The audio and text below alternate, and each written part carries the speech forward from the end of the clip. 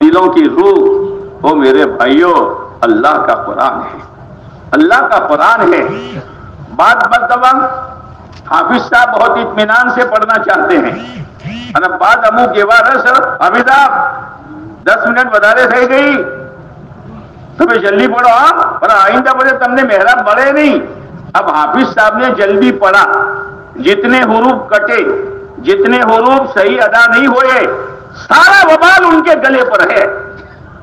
ایک مہینہ آپ علیہ السلام کی نماز تو اتنی لمبی کہ پاؤں سوج جاتے تھے، 10 منٹ تو اطمینان سے قرآن نہیں سن سکتا۔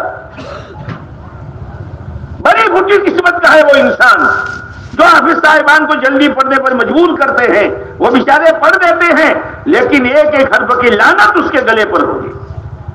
اطمینان سے قرآن سنو۔ حافظ صاحبان سے بھی یہ کہتے ہیں مسجد والوں کو خوش کرنے کے لیے جلدی نہ پڑھو، اللہ کا کلام ہے، اطمینان کے ساتھ پڑھو، محبت کے ساتھ پڑھو، اور آپ بھی محبت کے ساتھ سنو۔ 1 مہینہ تو ہے، سیزن کا مہینہ ہے، اس لیے تراویح میں جلدی نہ کرو، تراویح میں جلدی نہ کرو، نہ لوگ جلدی کراوے نہ حافظ صاحب جلدی کرے، اطمینان کے ساتھ پڑھو۔ کرو گے درود شریف پڑھو۔